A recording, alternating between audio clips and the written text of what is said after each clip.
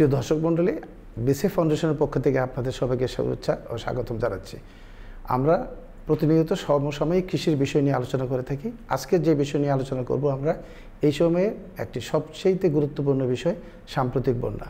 আমরা সবাই জানি যে এই সাম্প্রতিক গত এক সপ্তাহ যাবৎ দেশের উত্তর পূর্বাঞ্চল, বিশেষ করে সিলেট বিভাগ এবং চট্টগ্রাম বিভাগের 7টি জেলার উপর দিয়ে যে ভয়ঙ্করী বন্যা হয়ে যাচ্ছে, এতে কৃষির ক্ষয়ক্ষতি ব্যাপক আকারে দেখা দিয়েছে।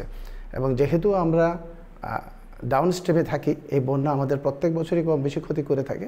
আমরা হয়তো এই বন্যার পানিকে আটকাতে পারবো না, কিন্তু বন্যার ক্ষতিকে যতটুকু সম্ভব কমিয়ে এনে কৃষক এবং কৃষিকে লাভজনক করার জন্য চেষ্টা করতে পারবো।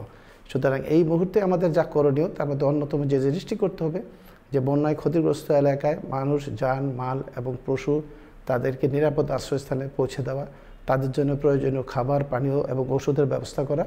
এবং এই পানি চলে যাওয়ার পরে, হয়তো পানি আমাদের 7 দিন পরেই চলে যাবে, কিন্তু তারপরে যে কাজগুলো করতে হবে সেই কাজগুলো বেশি গুরুত্ব দিতে হবে। ইতিমধ্যে গতকাল দেখলাম যে কৃষি মন্ত্রণালয় তারা এই বিষয় নিয়ে আলোচনা করেছে এবং একটি 12 দফা সুপারিশও প্রণয়ন করেছে। আমরা তাকে স্বাগত জানাই, কিন্তু আমরা মনে করি যে এই সুপারিশগুলো যথেষ্ট নয়। এখানে কোন প্রতিষ্ঠান কতটুকু কাজ করবেন, কিভাবে কাজ করবেন, তার একটি স্পষ্ট দিক নির্দেশনা দরকার, যেটি আমরা এখানে দেখতে পাচ্ছি না। বিশেষ করে এই পুনর্বাসন কাজে যারা বেশি ইনভলভ থাকবেন, আমাদের বেসরকারি খাত, যারা ফার্টিলাইজার সাপ্লাই করবেন, বীজ সরবরাহ করবেন, ব্যবসা করবেন, তাদেরকে সম্পৃক্ত করে একটি, আমরা মনে করি যে কমপ্লিট একটি পিকচার আমাদের দেখা দরকার। আমরা মনে করি এখানে যে কাজটি বেশি করতে হবে, যেমন আমাদের লাইভ স্টক এবং পোলট্রি সেক্টরে যারা ক্ষতিগ্রস্ত হয়েছে, ক্রপ এগ্রিকালচারে যারা ক্ষতিগ্রস্ত হয়েছে তাদের ক্ষতি নিরূপণ করে পুনর্বাসনের জন্য তাদেরকে প্রয়োজনীয় আর্থিক সহায়তা প্রদান করা। এবং যে সমস্ত উদ্যোক্তারা ক্ষতিগ্রস্ত হয়ে যান তাদেরকে শুধু আর্থিক সহায়তার পাশাপাশি স্বল্প সুদে ঋণের ব্যবস্থা করতে হবে। আমরা আগেও দেখেছি যে প্রান্তিক খামারিরা, ক্ষুদ্র উদ্যোক্তারা, তারা কিন্তু ব্যাংক থেকে ঋণ নিতে পারে না।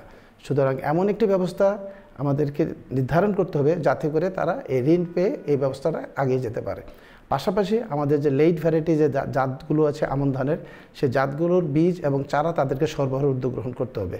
বিএডিসি এবং প্রাইভেট সেক্টর যাদের কাছে বীজ আছে সবাইকে নিয়ে কিন্তু আমাদের একটি জাতীয়ভাবে এই সমস্যার সমাধানের জন্য উদ্যোগ গ্রহণ করতে হবে।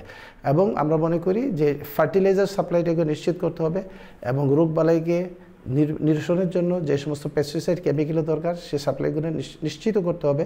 এবং কৃষককে যে ভরসাটা দিতে হবে যে সরকার এবং এদেশের জনগণ কৃষকের পাশে আছে, প্রয়োজনীয় ইনপুট যা যা দরকার সব কিছু সরবরাহটা আমরা নিশ্চিত করতে চাই।